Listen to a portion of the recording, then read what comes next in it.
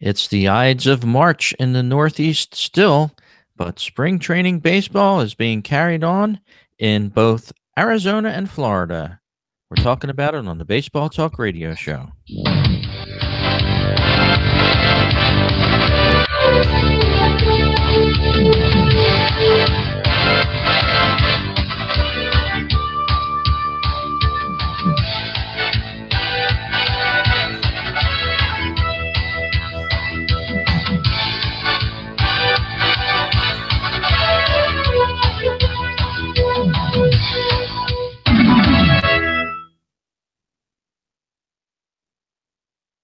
And hello, everybody, and welcome to the Baseball Talk Radio Show.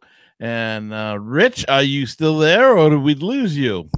No, Gary, I'm still here. How are you? The Ides of March are blowing as we speak, both around your neck of the woods and mine. We're having a nasty nor'easter, and wow, I'm watching some spring training baseball right now, and I wish spring would sprung around our way. Yes, I know I'm doing the same thing, and I'm seeing these people in shorts and t-shirts, and I'm thinking, oh my God, please come. I was out walking the dog earlier, and let me tell you, you get a couple of gusts of those blustery winds, and I just want to go to Florida, Rich. Yeah, I'm watching the Phillies game right now. It's nice and sunny. The Rays are baking down on those lucky people down there, people in t-shirts and shorts, and wow, I just can't wait till the real spring hits around our area. But baseball in full swing down there in Florida and Arizona. And Gary, we were talking a little bit about before this about the show.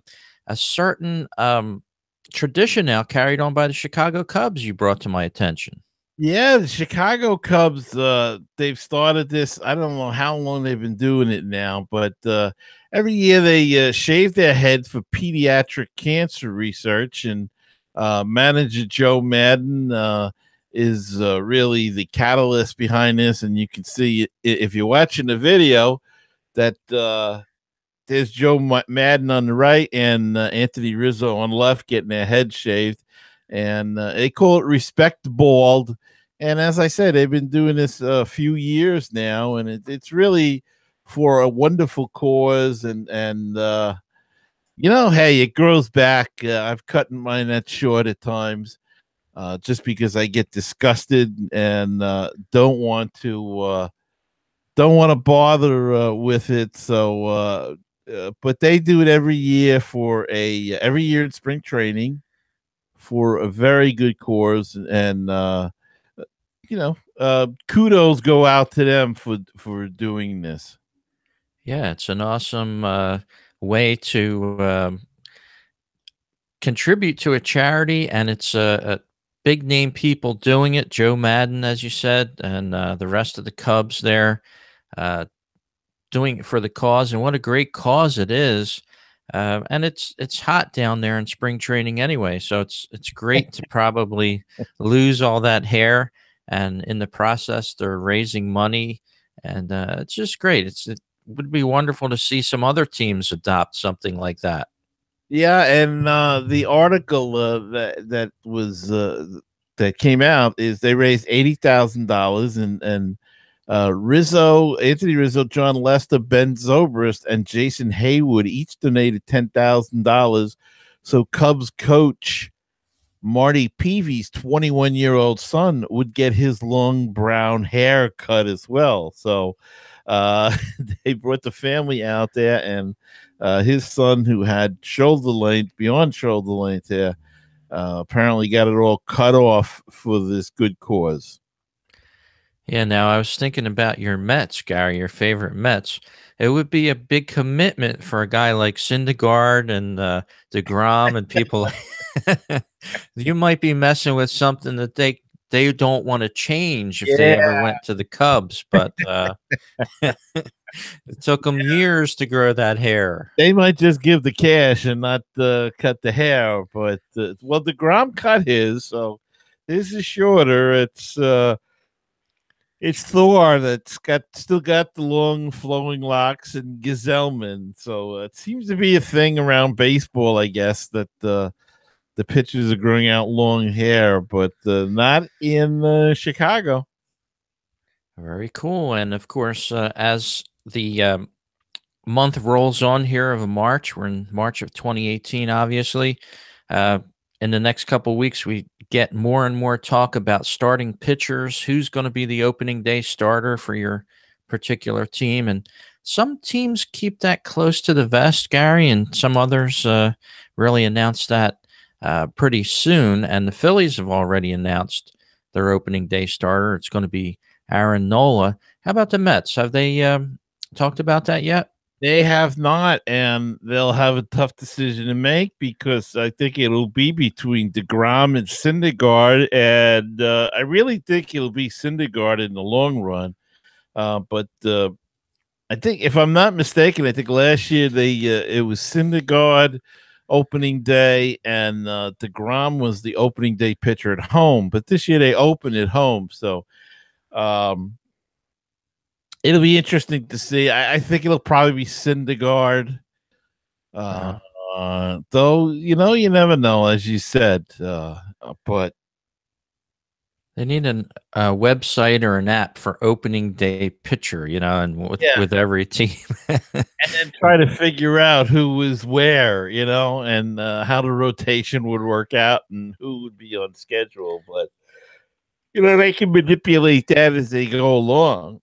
Yeah. Exactly. Yeah. The Phillies announced already, though, huh? Yeah. Nola. Yeah.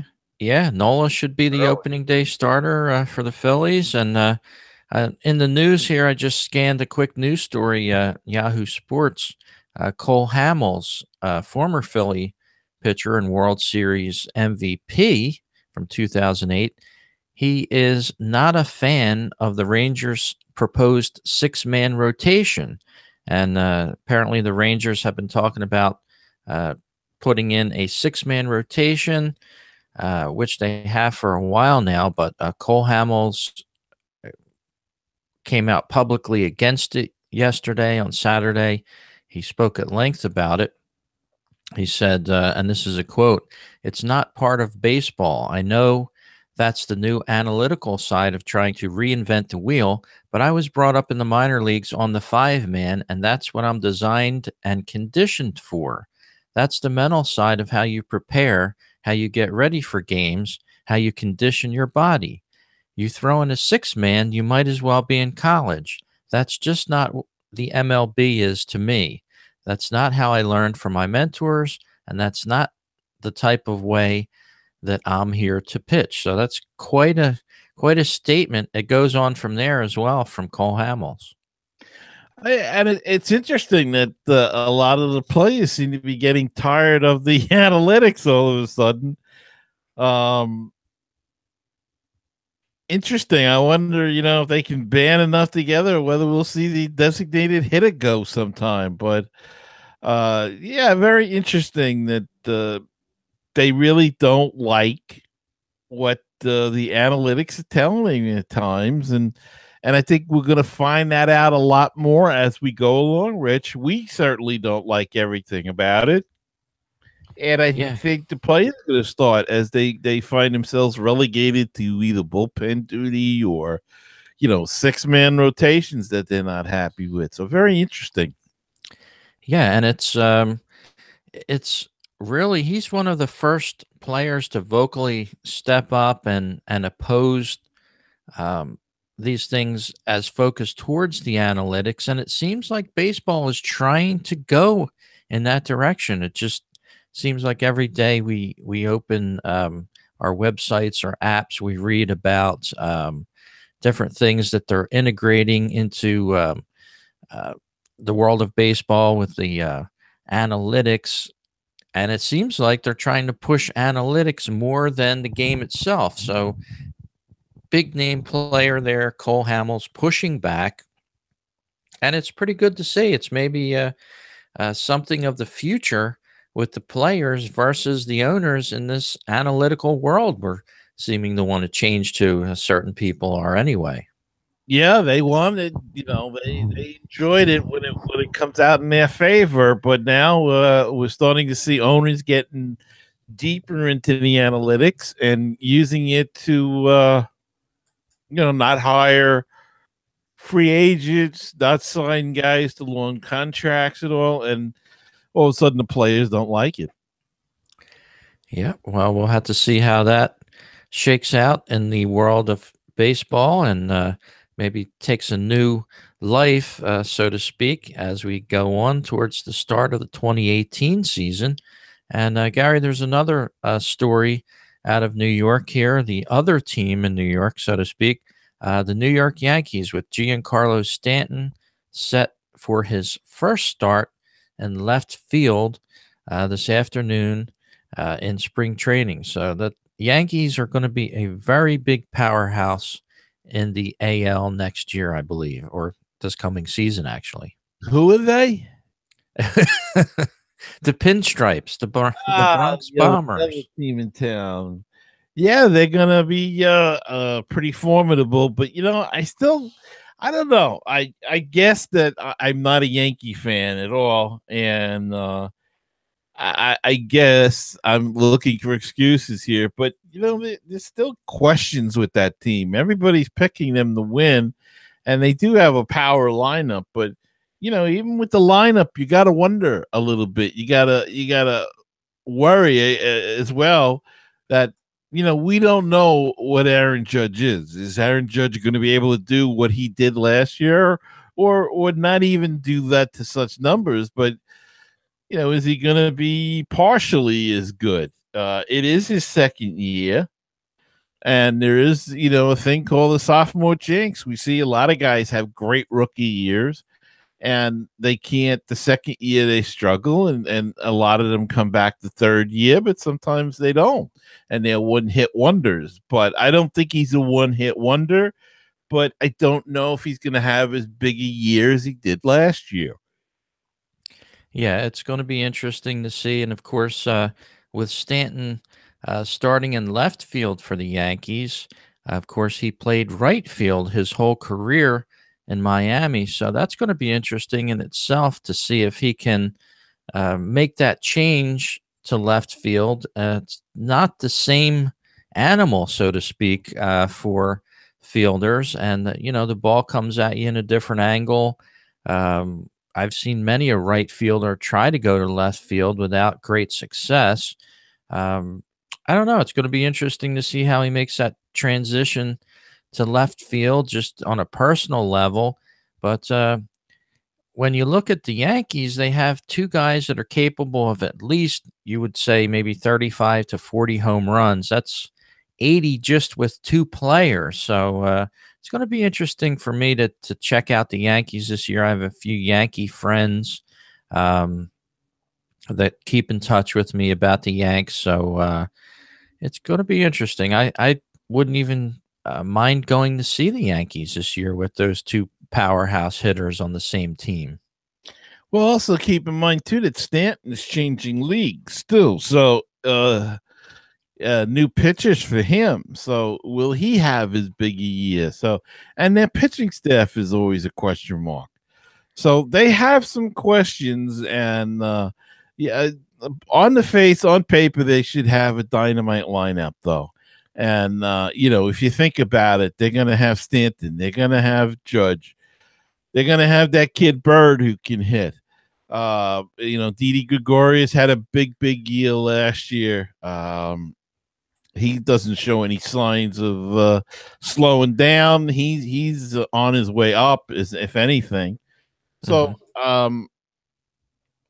they're going to be right in the hunt. It should be an interesting race in that league because Boston signed JD Martinez.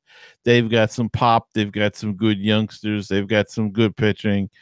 Should be an interesting race. I don't know, who else in that league, in that division, you can really say is going to challenge. Baltimore didn't seem to do much. Toronto lost some guys.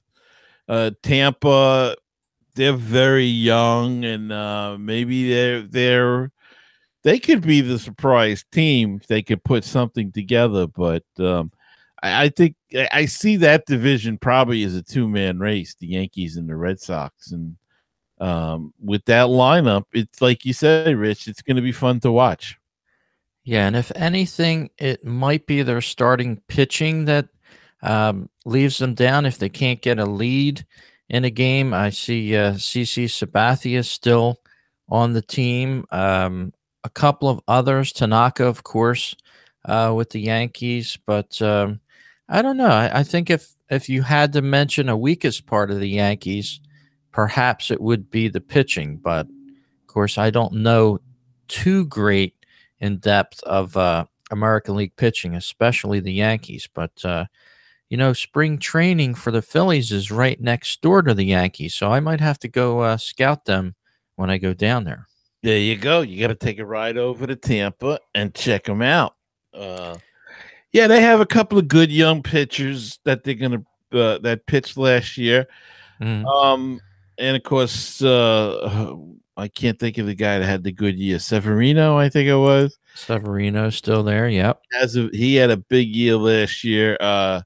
Tanaka, of course, is up and down, and he's got that arm issue thing. He's got a tear in his ulnar or whatever the thing that the Tommy John surgery you need for. So he's been pitching with that. CC's got bad knees still, and he had a big year last year. He had a good year, but he's a year older this year. Can he do that again? So those will all be question marks that need to be answered. And I think it just goes to show you that even the best put teams together still have question marks. Yes, And they do. you have to answer them. And as the season goes along, we'll see what the answers are to those questions. But they do have a formidable lineup there. Yes, they do. And Gary, for our viewers on YouTube, and I want to thank everyone for tuning in.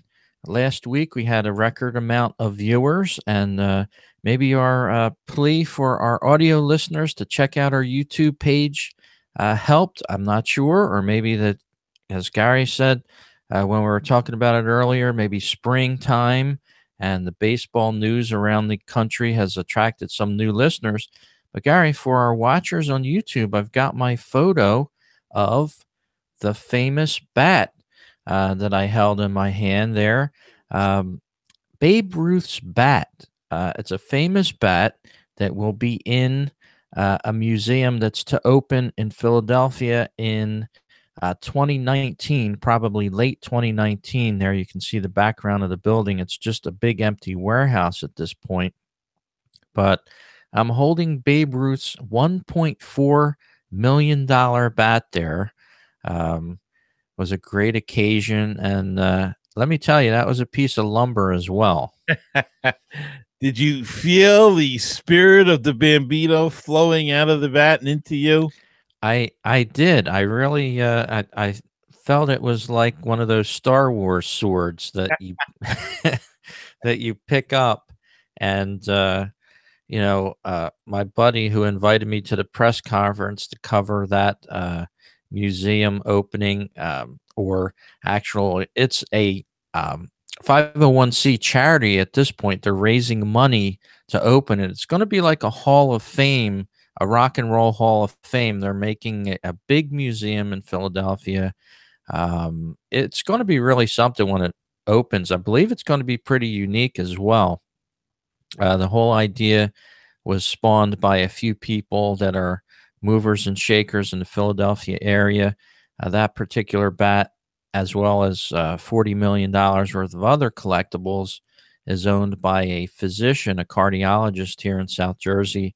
And he has a museum currently in Collingswood, New Jersey. And this is the a smaller version of what you're going to see in Philadelphia.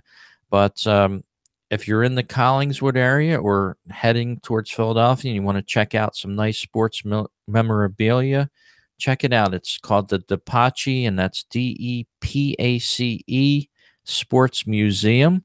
It's located in Collingswood, New Jersey, in a very small town, and they have a lot of memorabilia that will be in the Philadelphia Museum. So if you want to get a little jump on that, check that out. The Pachi Sports Museum, right down on the main street of Collingswood, New Jersey. So, yeah, it was great to hold that bat. I wanted to put on the jersey next, but for six for $6 million, they weren't letting that jersey out too far. Eh, But I wanted to put it on. I really did. yes, well, I can imagine that you did, but yeah, like you say, for that kind of money, Rich, all you gotta do is tear that sucker or something, and it's probably pretty worn good by now. But interesting though, that a lot of Babe artifacts, a couple there that you had. Yes, indeed. Let me see if I can give you a little bit of the press conference here. Let me see how it'll pick up. I don't know if the audio will pick up or not. Probably not. But there's ex-mayor and governor Ed Rendell of Pennsylvania. They're speaking at the Museum of Sports press conference there. It was a great occasion. He's the treasurer of this charitable organization set up there, and they're going to have speakers there. They're going to have sort of like I don't know. I want to call it a mini baseball Hall of Fame, but it's going to encompass all sports. It's going to have hockey, football, basketball, as well as baseball in there as well. So there it was, just a couple of weeks ago, from my video there that I took at the press conference for the opening of the sports museum, and it's going to be really great. Yeah, it looks like you're gonna have a nice thing there when they finally put it all together, and getting the stuff together now, and should be interesting, and you'll have to give us a further report when they open. Yeah, yeah, I can't wait for it. I was sitting in the seats, just in awe of what was going on, what was being talked about. I was like, wow, this is the ground floor of something that's really going to be great. The way it was talked about, having players in there being rotated constantly for fans to come down and take advantage of either presentations or signings, book signings, things like that. And it's really going to be special, I think. And it's going to be all Philadelphia sports, different Flyers, Eagles, that sort of thing. So, Yeah, it's going to be Philadelphia sports as well as other sporting teams as well. You saw the Yankee bat there. mhm.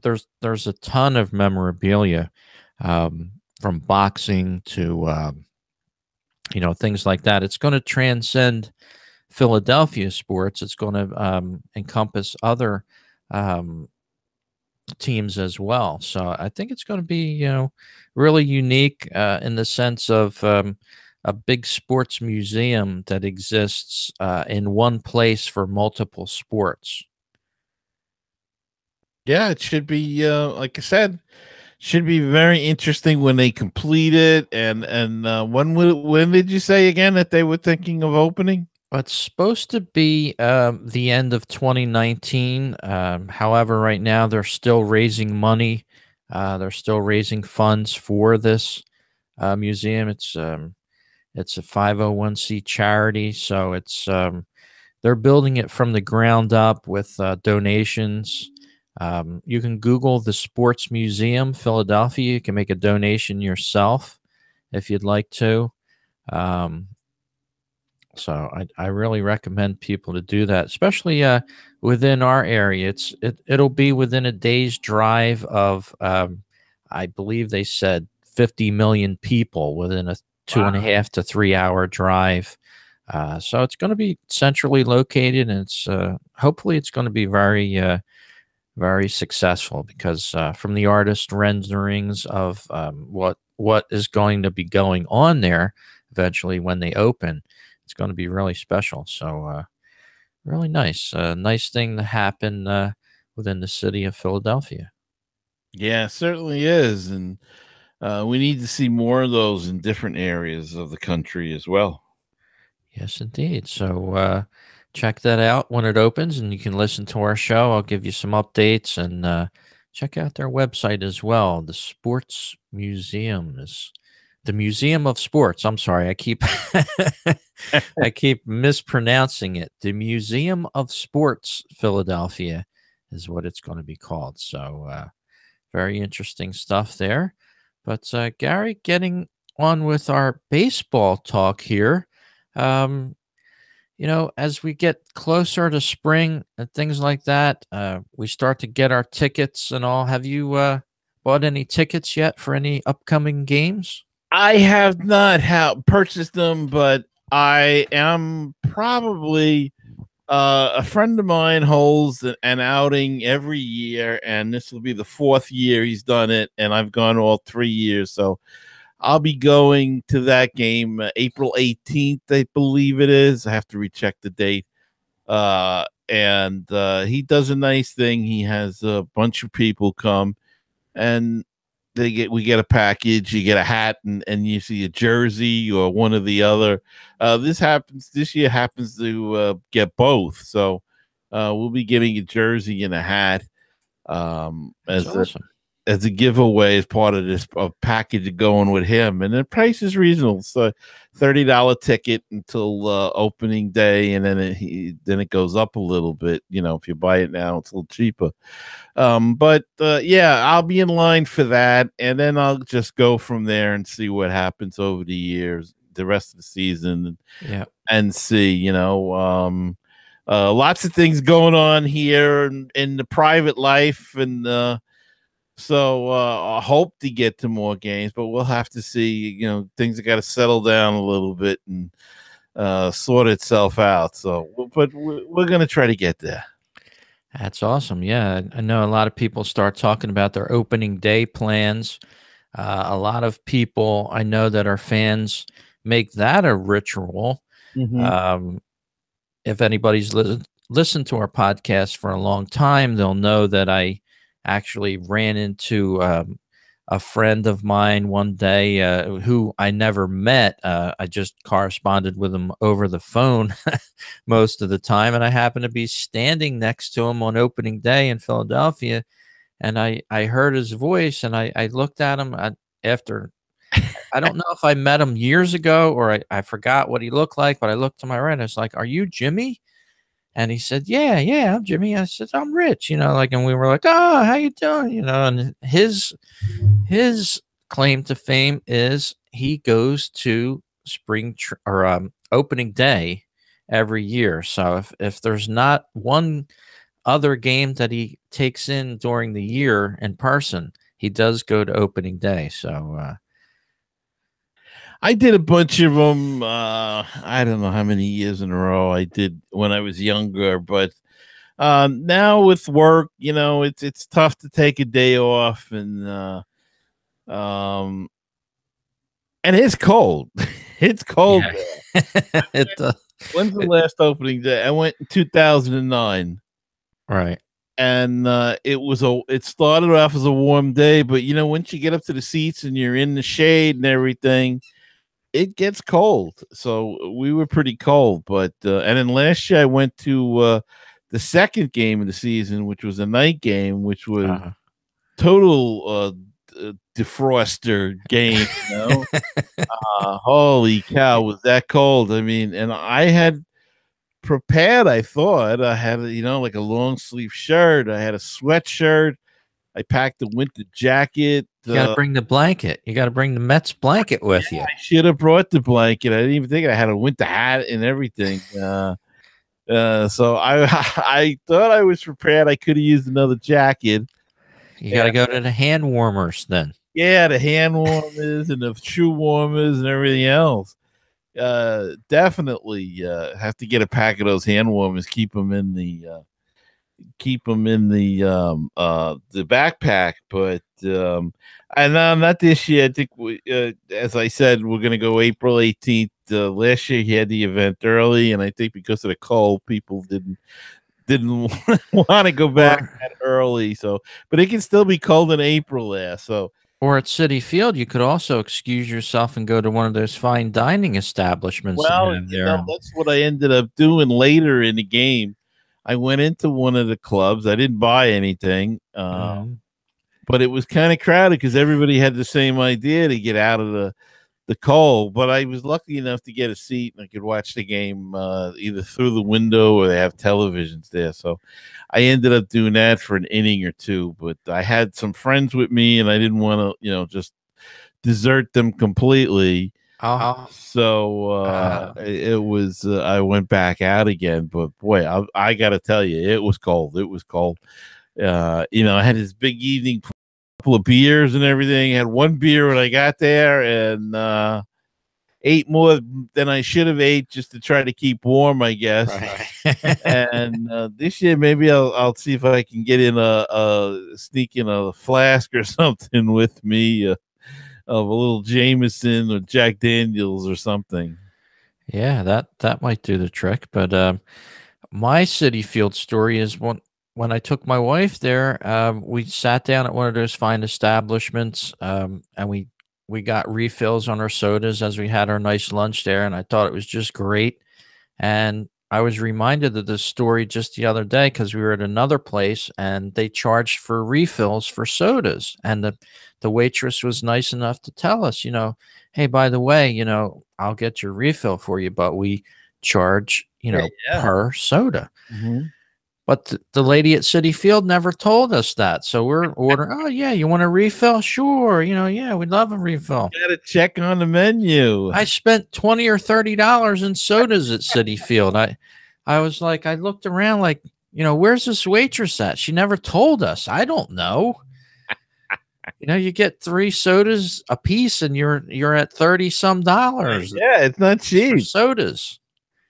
I tell the story. I went to a game, and it was cold, and I was starving. I had to get some eat, so we were sitting right by what they call Keith's Grill, and Mhm. it's Keith Hernandez's. I don't know what part he's got in it or anything, but uh, he went down one time and was working the grill and stuff, and he said, I got to keep an eye on things here, but I don't know what his, technical involvement is in it. But anyway, so I went and I got this mech sandwich, which was very good.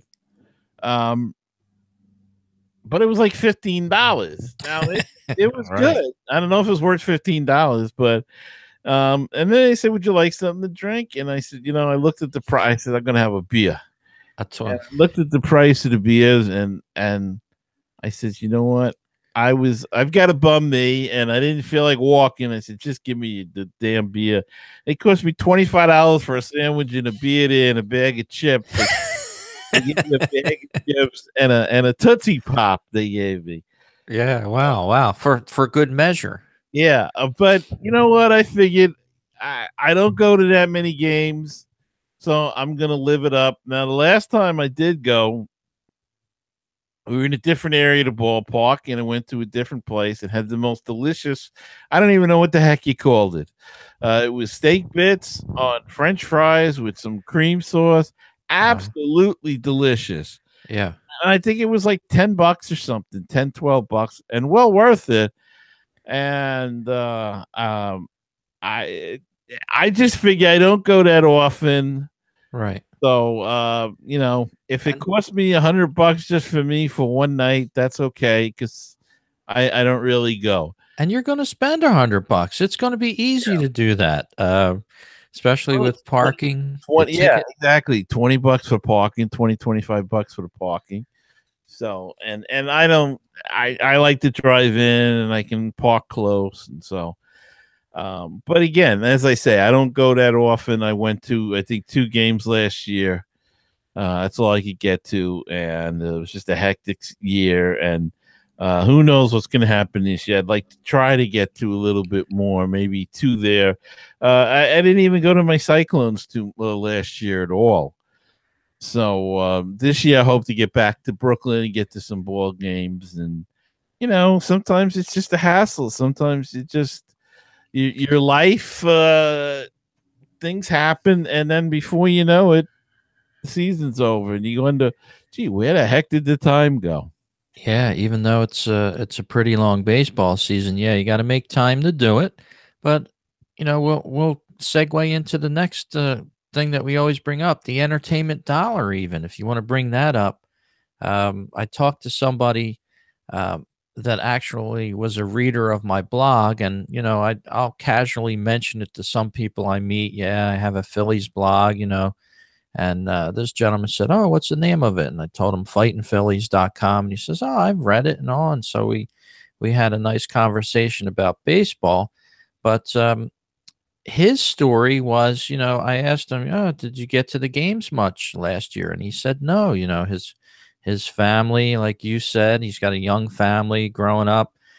They cut the cord at home, which is, no more cable television, and a lot of families are doing that Mhm. these days. They have to reinvent ways to bring money back into their budgets, to have fun as a family, and maybe baseball's overlooking that as well, Gary. Like people are cutting their cable bills because they have cell phones now, and that's their primary communication device as well as their internet device. Their cell phones are becoming everything to them. So this gentleman, who is an ardent fan of the Phillies, said, "Yeah, I tuned out last year. The Phillies weren't doing so well. We cut our cable at home. You can't watch a team very well unless you have a tablet and a subscription to Mhm. MLB.TV if you don't have baseball. Let's face it." Right, and even with the MLB, you can't get the home team because it's blacked out. So I don't know what how you can do that. Um, yeah, I always think, I watch the Met games sometimes even if I'm not home. I can get them now. They're streaming on the NBC Sports app, but it's in connection with SNY, and you have to have you have to have a subscription to cable television. Right. So cable still has its mitts and its hold on. Yeah, yeah. Now, if we could get them to stream, and I think they may be doing this. Isn't there a price where you can get your home team on MLB.com? I know they talked about it. You mean the TV aspect? Yeah, but you could also pay for just your home team. Yeah, I am not sure that they would do that without a television subscription still, because that, of course, they get all that money from their hometown subscribers. I'll have to do some research on that for the next show. I'm on the site right now, and let's see. It says MLB.TV single team watch almost 300 training games. Um, Watch one team's out of market regular season games live. Okay. Or, yeah, it says out of market regular season games live or on demand. It does not say, let's see, note this product will not allow you to view live games of any in market team. So, no, you can still not subscribe to MLB.TV and watch your local home team within your geographical area um, via that service. Now, um, my question is this, and you have the service, right? Yes, and I love it, by the way. Have I met somebody last night? Just last night, I was talking to. They have the service and love it as well. Hmm. But have you ever, like, if the Phillies are home, you have it on the local station, of course. Right. But can you go on MLB and like if the Phillies are playing the Dodgers in Philadelphia, Hmm. can you go and watch the Dodger feed of the game? No, because it's a team it's a game rather that's being broadcast in your market. You'll get Okay. availability just for the radio broadcast of both markets, be it LA and Philadelphia at that point. Mhm. Yeah, so I mean, I would even like that if you could watch. another team's feed while your team is home, but that really you're getting most of the time you're getting a lot of the same camera feeds. So no, they're not going to do that. They're wise to Yeah, because every which way. way around it. And I'm looking at that too. They have the single team package, but it's watch one team's out of market regular season games. Right. So it's cheaper. Like you could watch just the Mets out of market. See, they should make that even in market, but I guess then they got to fight with SNY. Yeah, they're pretty good at this over the years. I've noticed every time you think you can do something like that, the big problem is they have a home cable system Right. network paying them Mm-hmm. umpteen millions and perhaps billions to broadcast their game over a certain amount of years. So nope, not for the foreseeable future. I don't think you'll have that. You still have the advertisers and things like that that pay to bring the games to television. So unless something like that were to change in a certain number of years, I think you're relegated to listening to the game on the radio. But that's not even a bad thing. If you had to, and you did cut your cords at home, and you have no more television, things like that, listen to the game on the radio, Nah, but who's got a radio? satellite radio. There's When I'm at home, I can't. When I was a kid, I used to listen to the radio all the time. But now, when I'm home, I gotta. I don't know if it's the noise or I have to see something. I gotta have the TV on. So right. that kind of, uh, kind of. Now I can put the TV on, or if the wife is there watching something, I can watch the game on the tablet in silence. Though I like to tune in because I like to hear what they have to say. Uh-huh. But I can do that.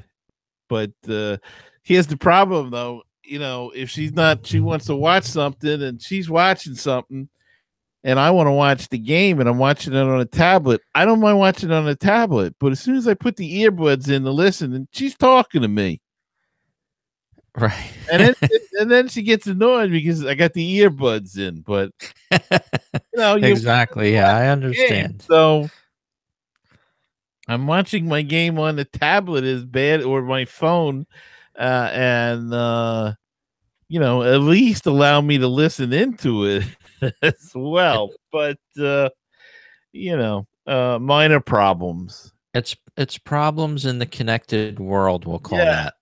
Yes, You have you it have would to be put nice the to cut the cord. you have to get these because these are noise canceling headphones. Okay? No, So things can happen, things can be said, and you're just in your own little world, listening to the game. well, Noise canceling, folks. If you're out there, you want some privacy, noise canceling. I try to, but cancel it out sometimes. But then that gets into bigger problems. So That's true. I know what you mean. Well, any more for this week's show, or should we wrap this one up? just a quickie. Still some big name free agents out there. Mike Moustakis, Carlos Gonzalez. He was a big star 2 years ago, and his stardom or his light seems to faded away a little bit, but he's still out there. And of course, some big pitches: Arrieta, Lance Lynn, Alex Cobb. So, and the camp that I guess it was the Players Association had opened up for these players, I believe closed yesterday or Friday. So we may see some more free agents wandering into camp now, taking 1 year deals. No, Lucas Duda, former Met, signed a 1 year deal with Kansas City this past week. So they may be starting to slip into camps now. And It's getting late. We're only 21 or 20 days to opening day or something, or 20, no, I'm sorry, 25 days maybe to open Yeah. day. So, are these guys going to be able to get ready, especially the pitchers? You don't worry about a position player as much, but the pitchers, are they going to be able ready to go right from the beginning of the year? So, um, Yeah. very interesting to see what occurs with that. Yeah, and you have to wonder, are these players getting bad advice from their representatives? All the time, players don't call their own shots usually. I mean, I'm sure they can override their representatives' opinions, and they can probably vocally tell them, "No, I want to do this now. I want to play for 3 years for, $45 million instead of 6 years for 120." Mhm. But you got to wonder where they draw the line as well. As you said, it's getting, close uh, to the start of the season, 3+ weeks away. And, are they doing the right things for their careers? A lot of these guys aren't ready to retire. Your Jake Arrieta, number one. Um, is he playing a wait and see game? It would be great to talk to one of those players. Of course, they probably wouldn't talk on our show, but just to get inside their head and say, like, are you doing the right thing by holding out for so long, um, with the prospect of not even getting on a team when the season starts? That's just it. And are they holding out? Are they not getting any offers? Are they looking for too much? It's a big question mark, and we don't really know totally what situation applies. But it has been a slow market, and a number of reasons, and we've discussed them before here. Analytics and the strong market next year. Teams could be holding money till next season. So it's an interesting situation, or teams could just try to be to reset the whole free agency thing. Who knows? Yeah, it's actually very unique in the sense that some of the bigger names have stayed out there, but a lot of the teams with the money to spend already have their teams in place. You look at the Dodgers, the Yankees, the Red Sox. Teams with money are already spoken for, and the mid-level teams might not want to afford these big contracts. So you might be at that status quo too, whereas the teams that have the money to spend, so to speak, your bigger market clubs, your bigger cities, for the most part in baseball, your teams like San Diego, the San Diego Padres, they're not even in a race for these guys. Um, Teams like Philadelphia, for example, have plenty of money to spend. They don't want to necessarily spend it right now, as you said. So maybe they're holding money in their pockets. But smaller teams just don't have the money to spend on these type players. Well, and that's part of the thing, though, that the union wants to look at, because they do get part of the luxury tax, and they are supposed to use some of it instead of pocketing it. And but who's to say? I mean, we don't know what's going on. They could be putting it towards the farm system. I think that the farm system is really the way to go now. Yeah, well, obviously, most of the teams do too that aren't making this splash into signing these players, the big name players. But we'll have to see with 3+ weeks to go till opening day and opening night for baseball. Will that change? And some of these guys will obviously end up on teams. So we'll keep an eye on it. And Gary, you have a great week.